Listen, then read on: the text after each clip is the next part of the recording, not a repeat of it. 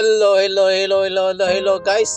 Welcome back sa ating channel mga amigo. Ayan, nandito tayo ngayon ang mga amigo sa Barangay Balagkas, Valenzuela City. Ayan, meron tayo kasi pinuntahan dito mga amigo sa barangay nito na kliyente.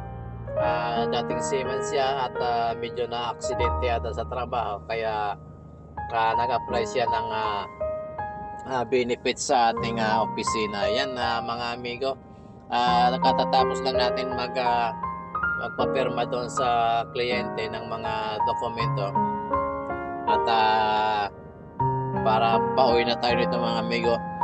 Hapon na kasi, time check now is alas 2:15 na ng hapon at medyo malayo-layo pa yung ating babalik po tayo ng opisina ngayon kasi mamayang alas 4 meron pa tayong shuttle service mga amigo.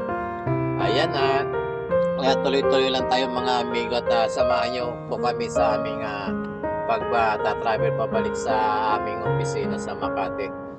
Ayan mga amigo, at wag nyo sana pong i-skip yung ating mga ads mga amigo, at sa mga subscriber natin mga amigo, i-amiga dyan sa abroad or mga OFW. Mega love shoutout po sa inyong lahat at ingat-ingat po tayo sa ating ginagawa sa araw-araw mga amigo. Ganon din mga amigo sa ating mga silent viewers. Maraming salamat po sa inyong lahat. At bahala na po ang Panginoon ang mag-aanggumanti sa inyong kabutihan. At sana wag po kayong magsasawang suportahan yung ating mga video mga amigo. At sa ating mga subscriber, maraming salamat po sa inyong lahat. Kaya nga pala mga amigo, medyo kung mapapansin nyo, medyo maliit yung kalsada rito sa pinuntahan natin. Itong Barangay Balagtas at nasa tabi siya ng dagat.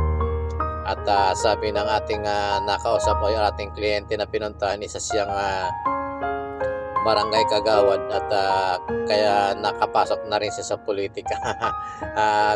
Hindi naman kasi qualification yung pinag-aralan doon sa pagtakbo o pagiging magandang mamamayan ng inyong mga barangay mga amigo.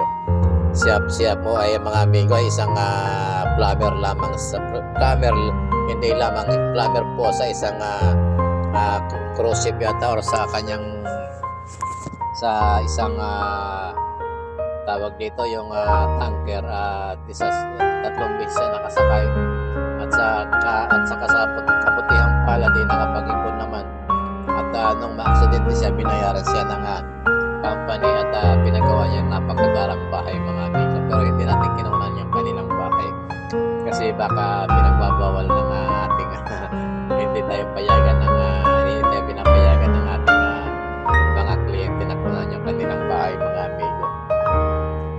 Yung livelihood nga pala na itinutulong ng opisina kuhaan po siya mga amigo, plano niya magpagawa ng kumbaga mag-supply ng mga pagkain or karinderya doon mismo sa may kanilang